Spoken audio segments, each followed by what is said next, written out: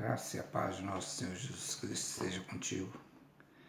Hoje nessa aula vamos estar falando sobre os dons ministeriais, os dons que Deus criou para que possamos fazer a obra de trabalhar em função do resgate de pessoas, exercer esse dom que você tem, esse chamado que você tem com excelência.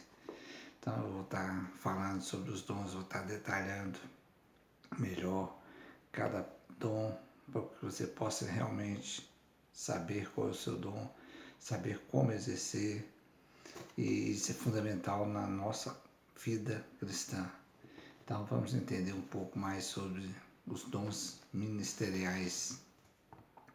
Certamente todo cristão já ouviu a pergunta: qual é o seu chamado?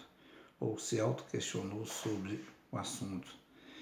Então, quando a gente queima por dentro no nosso coração, na nossa vontade de saber qual o dom que a gente tem, então a gente está sempre questionando até o ponto em que você descobre qual é o seu dom, o que você tem feito nesse caminhar, nessa obra de Deus ali. Então isso é normal, a gente questionar qual é o meu dom, o meu chamado. Ficamos a todo momento querendo entender qual parte do corpo de Cristo somos, a fim de não perdermos tempo com coisas que estão fora do propósito de Deus. Então, se você tem essa vontade de saber qual parte do corpo de Cristo você pertence, porque isso é importante e também isso é frutífero, você ter essa vontade de saber, para que você possa fazer com excelência.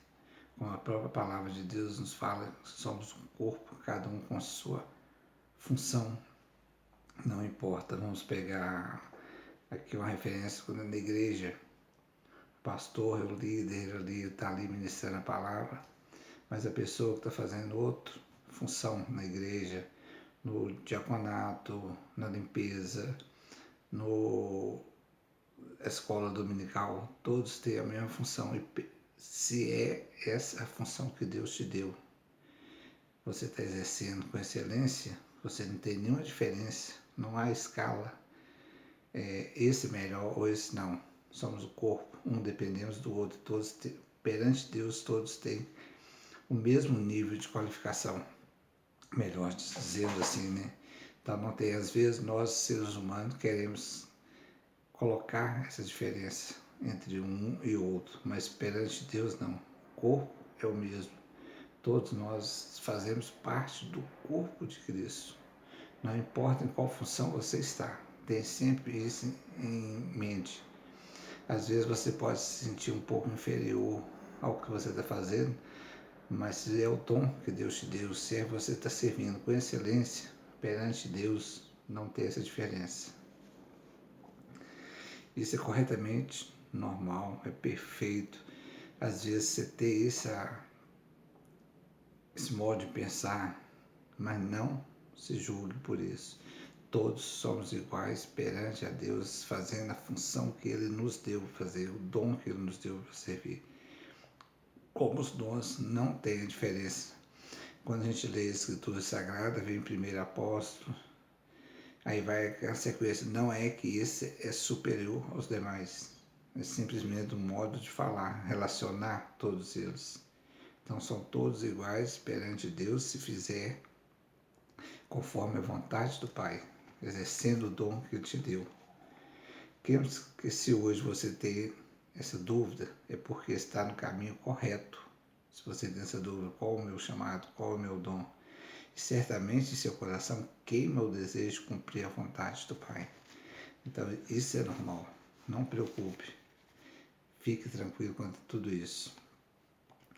Nessa aula, se você não descobrir o que você é, o seu dom, você certamente descobrirá o que você não é. Isso já é uma grande descoberta. Okay? O que é dom? É uma capacitação sobrenatural dada por Deus para você fazer o que você não teria condições de fazer por você mesmo. Então o dom é uma capacitação sobrenatural de Deus, porque a gente não teria essa condição de estar fazendo com excelência, principalmente com excelência. Todos temos um chamado, temos um dom. Todos, indiferente de quem seja. Não importa qual o dom, mas todos temos o chamado, o dom, para exercer a obra de Deus. A pergunta é, Deus faria isso sem um propósito? Criaria os dons sem um propósito? E nós sabemos que não, que Deus é perfeito. Tudo que Ele faz é perfeito. Então, temos sim um propósito, um dom, um chamado. Quando pergunto, eu tenho um chamado? Chamado está ligado a um propósito. Se eu afirmo que não tenho um chamado, estou dizendo Deus criou algo desnecessário. Sabemos que Deus não ia criar nada desnecessário, porque tudo que Ele faz é perfeito. E é para o bem da glória dEle, nos usando para que possamos fazer com excelência. A resposta correta seria, eu tenho um chamado. Então tenha sempre isso em sua mente, em seu coração principalmente. Você tem um chamado. Então você fala, eu tenho um chamado. Eu posso não saber hoje ainda qual é o meu chamado, mas eu tenho um chamado. Aí entra qual, o que fazer, como me mover nesse chamado. Buscando conhecimento, como está sendo feito agora, pedindo a Deus a direção para que você possa ter esse entendimento correto do dom que você tem e exercer com excelência.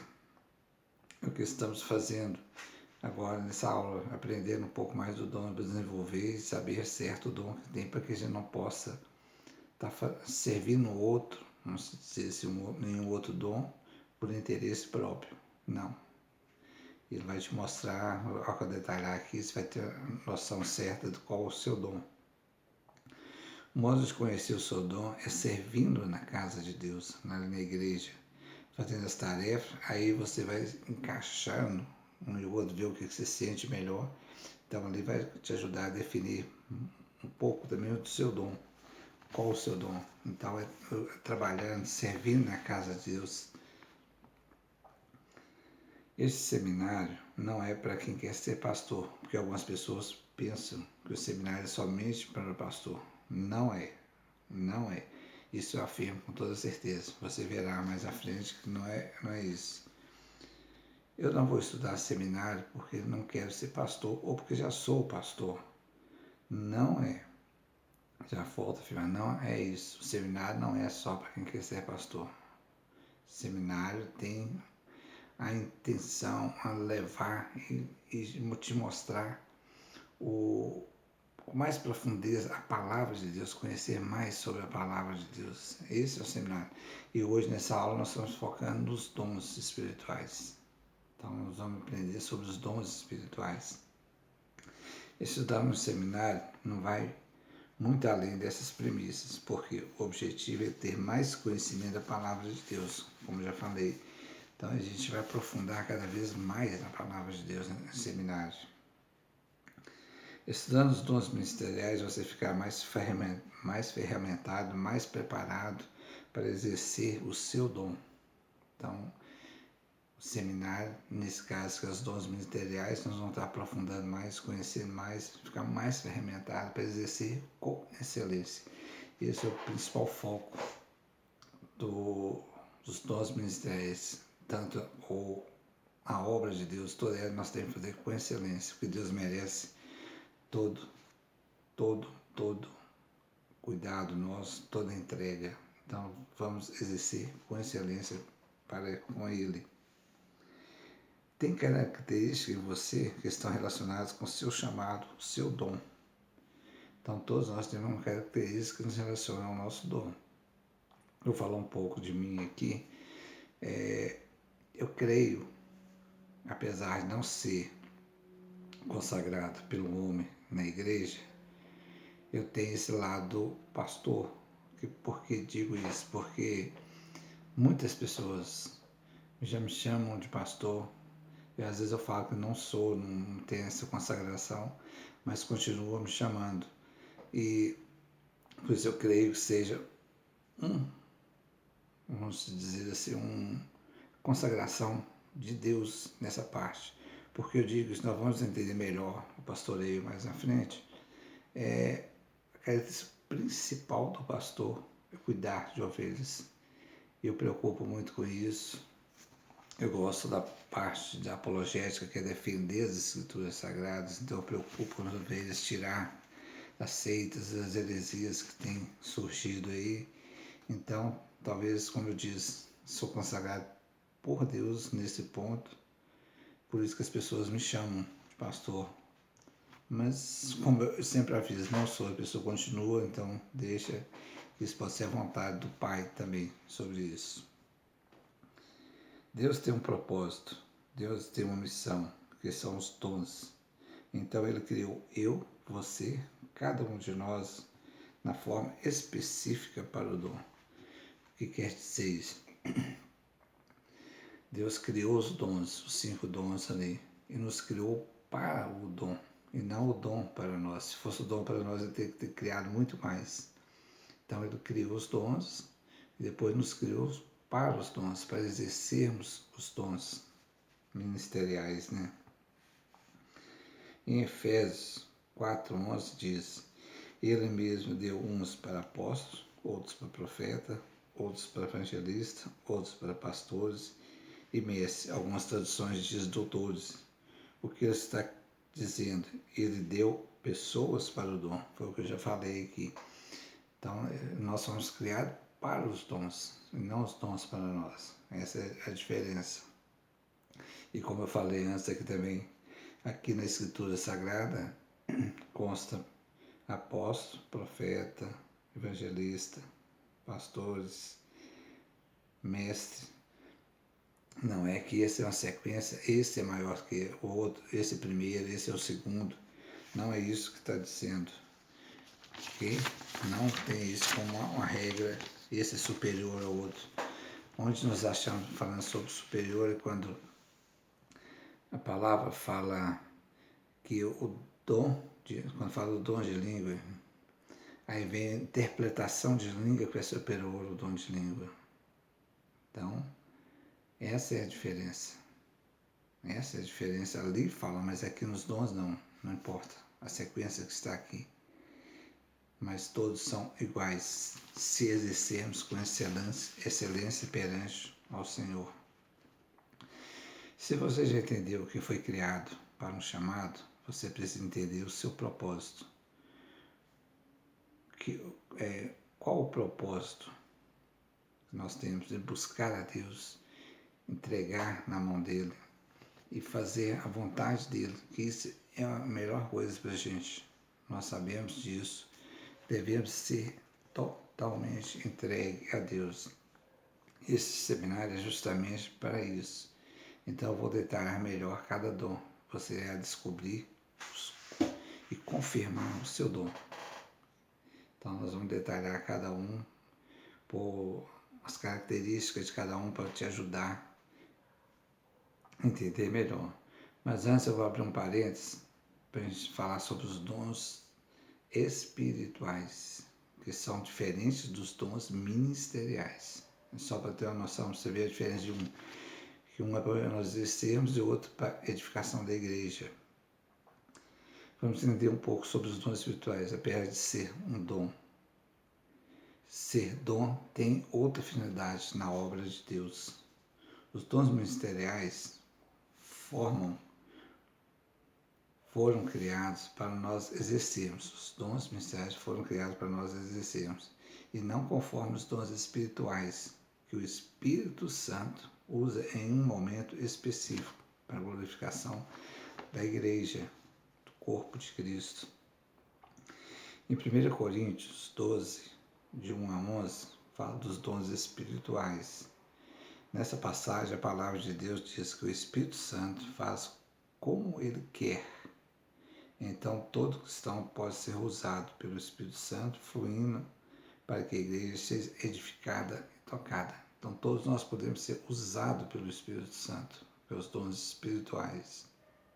São os novos dons ali que constam na Escritura. O Espírito Santo pode nos usar para isso. Agora, os dons ministeriais nós exercemos.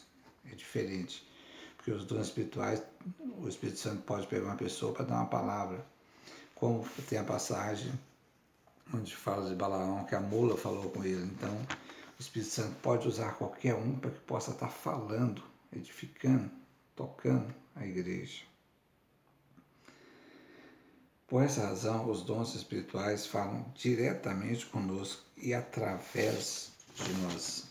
Os dons espirituais falam conosco e através de nós podemos ser usados para estar passando. A finalidade dos dons espirituais, a manifestação do Espírito é concedida a cada um, visando a um fim proveitoso. É o que consta em 1 Coríntios 12, 7. É visando proveito de todos. Existe um propósito divino na manifestação dos dons.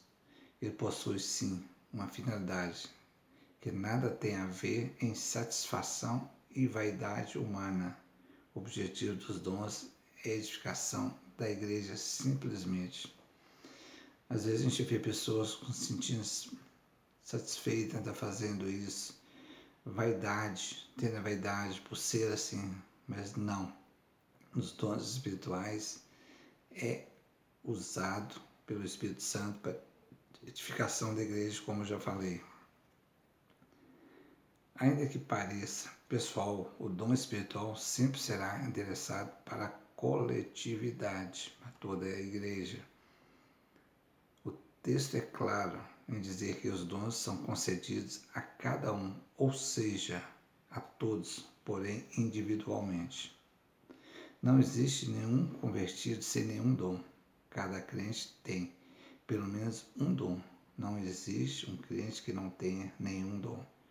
Você pode não estar exercendo, mas você tem um dom. Creia nisso. São 9 dons espirituais, divididos em 3 grupos distintos. Os dons de revelação, dons de poder, dons vocálicos. Dons de revelação, que são palavras de conhecimento, palavras de sabedoria, discernimento de espírito. Os dons de poder, que são cura, fé e maravilhas. Os dons vocálicos, que são profecia, variedade de línguas, interpretação de línguas. Então, esses são apanhados sobre os dons espirituais. Você vai ver que é diferente dos dons ministeriais. Agora que entendemos um pouco dos dons espirituais, vou detalhar os ministeriais para você possa saber qual é o seu dom, qual é o seu ministério a exercer. Aqui eu digo o seguinte: eu vou estar colocando as características de cada dom. Vamos supor, no dom de evangelista tem 10, eu não sei certinho aqui, tem 10 pontos ali para te mostrar se você é um evangelista ou não. Vamos supor que você tenha 8 deles, então te mostra que você é um evangelista, não precisa ter os 10, porque tem alguma coisa que não é bem compatível com você. Então, você é evangelista. Você pode ter o dom de profecia, vamos supor que tem 10 também. Mas nesse você tem 5 pontos. Provavelmente você tem também esse chamado um pouco de profecia.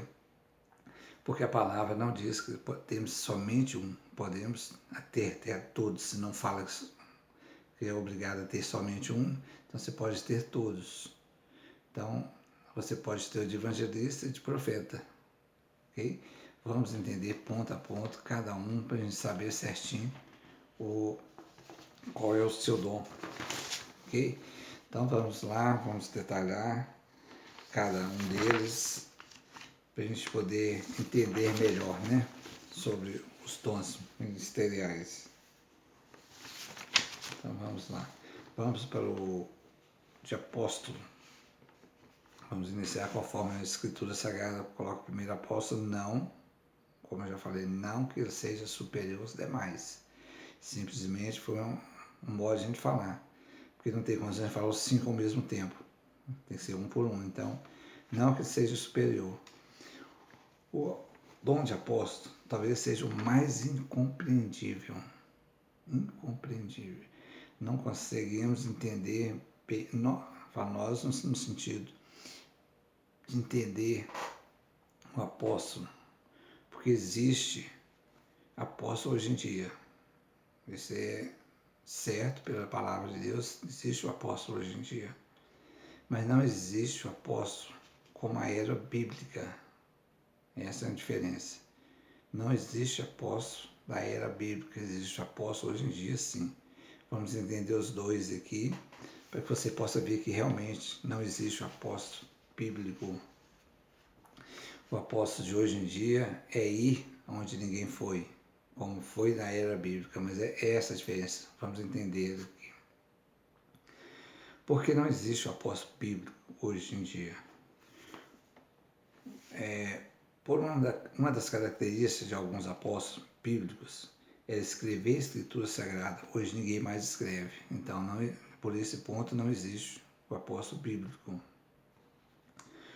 canon, ou cânon, como alguns falam, foi fechado. Nós não iremos carregar essa característica de definir o cânon novamente. Então, já foi definido. Foi fechado em 66 livros. A Igreja Católica colocou mais 7, que não é reconhecido pelo cânon. Ficou em 73 livros. O que seria o cânon? Cânon, conjunto de livros que se considera de inspiração divina. A palavra cânon vem do grego e significa uma régua ou uma norma pela qual as coisas são testadas. A palavra Septuaginta vem de 70, em grego. De acordo com a tradição, essa tradução foi feita por 70 sábios judeus na cidade de Alexandria, no norte do Egito. Por isso a tradução ficou conhecida como a Septuaginta. Então, por esse ponto, não tem condições mais de mexer no cânon. Então, não tem o apóstolo bíblico por esse lado. Outro fato é que não vamos carregar essa característica do apóstolo bíblico, porque os 12 discípulos foram testemunhas oculares de Jesus. Eles andaram com Jesus e presenciaram todos os seus feitos. Quando foram escolher um substituto de Judas, qual foi o critério? Desde o batismo de Jesus até a sua ascensão, ser testemunha ocular no ministério de Jesus. Então foi escolhido Matias, característica que não se adapta em nossos dias. Então, os pontos qual foi colocado aqui até agora sobre o apóstolo bíblico, não existe apóstolo bíblico hoje. Existe o apóstolo, mas não o apóstolo bíblico. Paulo foi um chamado por Jesus para ser um apóstolo, trazer a palavra, levar a palavra a todos os cantos. Através de Paulo, a palavra andou, saiu de Israel, saiu de Jerusalém, que é a região ali, andou por todo mundo. Então, Paulo também foi um apóstolo. E o que nos impede por não termos esse perfil para realizar as tarefas de apóstolo? Nenhuma. Não tem o bíblico, mas nenhuma. O apóstolo hoje em dia existe. Vamos entender esse outro lado. O propósito dos apóstolos, em sua profundidade, sim, que era, por exemplo, pregar o Evangelho e plantar o reino de Deus onde não havia. Então, o apóstolo dos nossos dias, no que se refere a estar enquadrado no perfil da pessoa de apóstolo, que vai trocar outros dons pelo propósito do apostolado. Então, a função do apóstolo hoje em dia tem que ser ir levar a palavra onde ninguém nunca foi. Então, por isso existe o apóstolo hoje, mas não o apóstolo bíblico. O que queremos dizer com isso? Ele é pioneiro em um lugar onde ninguém foi ainda, para implantar o reino de Deus. Vai precisar executar as tarefas de outros dons, por não ter ninguém ali. Não que ele é top, não é isso. Por estar exercendo outros dons. Ele não pode se dizer que ele é melhor do que os outros, porque exerce mais de um dom. A palavra, como eu já falei, não proíbe você ter mais de um dom. Tem gente que faz isso e diz, porque sou apóstolo, porque faço tudo isso, virei apóstolo. Não, o apóstolo troca os outros dons com o objetivo do apostolado, que é plantar o reino de Deus ou chegar em lugares onde ninguém nunca foi. Então, apóstolo é isso, que vai onde ninguém nunca foi, para implantar o reino de Deus ali. Então, essa é a diferença do apostolado de hoje e do apostolado bíblico. Os dois faziam a mesma coisa, mas não pode ter aquelas características bíblicas, como eu já falei. Então, existe o apóstolo, mas o apóstolo é aquele que vai onde ninguém nunca foi. Não é ficar dentro da igreja e ser titulado de apóstolo. Ele tem que ser evangelista para ganhar pessoas, ser pastor e cuidar de pessoas.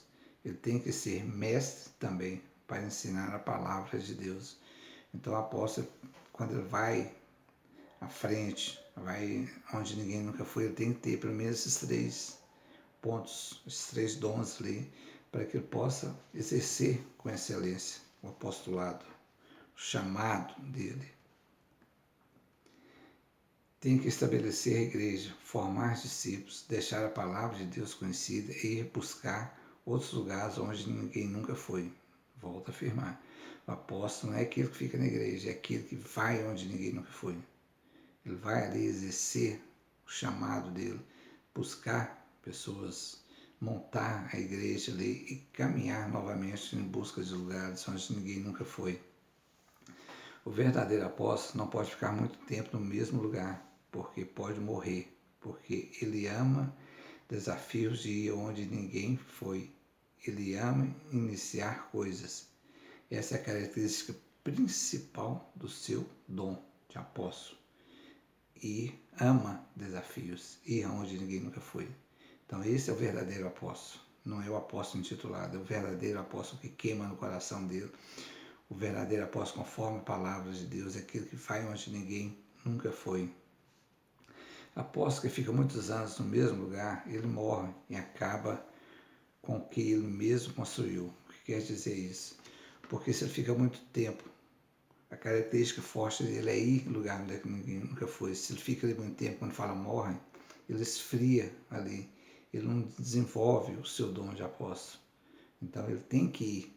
E ele ficando ali, às vezes, acaba com o que ele mesmo criou. Porque perde o interesse, as pessoas da igreja não caminham junto. Então ele pode matar também esse lado, acabar com esse lado. Vamos às características do apóstolo, vamos entender, aí vai te ajudar para saber se você é um apóstolo ou não. Ele é ministro da palavra de Deus, ele é pioneiro em alguma coisa, ou criar coisas para aquele lugar, então ele é pioneiro, ele que cria as coisas. Como ele vai em lugares onde ninguém foi, ele está criando uma igreja ali, ele está levando a palavra de Deus. Ele vai onde ninguém vai. O característica forte, volto a falar sobre isso. Ele vai onde ninguém foi. Então, o apóstolo é esse que caminha, ele não pode ficar parado. Ele planta a igreja. Plantar a igreja não é ter muitas igrejas com a sua denominação. Vamos falar na denominação que esse apóstolo está, vamos falar, tem 200 igrejas pelo mundo. Mas ele ficou quieto aqui no local dele. Ele não foi, ele não abriu, ele não caminhou. Então, isso não é plantar igrejas. Isso é crescer a igreja, não é plantar. Porque o apóstolo ele vai onde ninguém foi para plantar uma igreja. Ele tem que ser convicto do apostolado. Então, deixa isso aí. Não sei se encaixou para você essa parte do apóstolo. Se não, vamos para o próximo, né? Vamos aprender também sobre o profeta, para você ter mais uma definição. É aquele que fala debaixo de inspiração divina. Pode ter uma palavra de conhecimento, sabedoria, às vezes flui em sonhos, em visões. Então, o apóstolo tem essa direção de Deus, a inspiração divina, né? Não importa como a palavra se manifesta para ele, através de sonhos, visões, testemunho interior, voz audível e tantas formas que Deus pode falar com o profeta, como fala conosco também. Mas o profeta tem a convicção das coisas que Deus falou, tem a certeza de que não foi ele, não foi da sua mente, não foi uma coisa que ele poderia produzir. Então, o apóstolo tem essa convicção que está sendo falado ali, foi que Deus deu essa direção a ele. Colocou ele para trazer essa palavra a todos. Okay? E às vezes o conhecimento que o profeta fala para uma pessoa, ele não tem o conhecimento daquela pessoa, não conhece aquela pessoa. Então, como ele poderia falar uma coisa que realmente toca aquela pessoa, é direcionada para ela. Então, ele tem essa certeza que é da inspiração divina. Então, o profeta tem que ter essa certeza realmente, e não ter dúvida quanto a isso. Ele tem uma percepção do mundo espiritual muito maior do que nós. Um exemplo, todo cristão tem a percepção espiritual de uma lâmpada. O profeta tem de um holofote. Você vê que é bem diferente uma lâmpada de um holofote. Então o profeta tem a visão maior de tudo isso. O profeta tem a função dele é advertir, de corrigir. Essa é a função do profeta.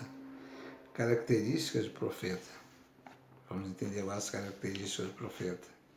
Ele é ministro da palavra de Deus. Ele ama a palavra de Deus.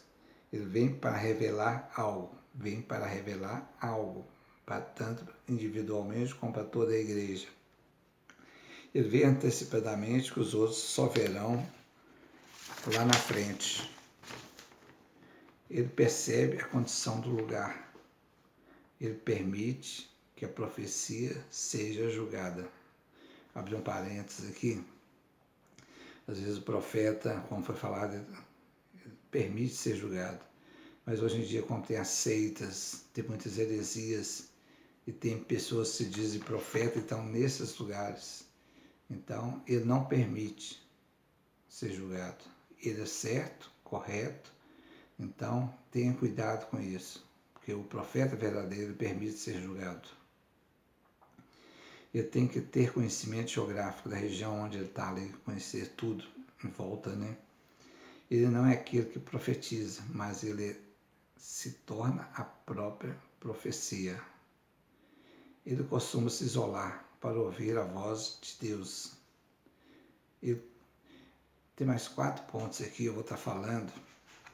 Depois eu vou dar um testemunho sobre esse ponto, detalhar sobre isso aqui, de um pastor eu não conheci a filha dele, através do testemunho que ela me passou, por não cumprir, não obedecer à voz de Deus, teve consequência. Então eu pus esses 4 pontos aqui, depois eu vou passar para esse testemunho. Ele coloca o dedo na ferida, ele precisa ser criativo para entregar a profecia.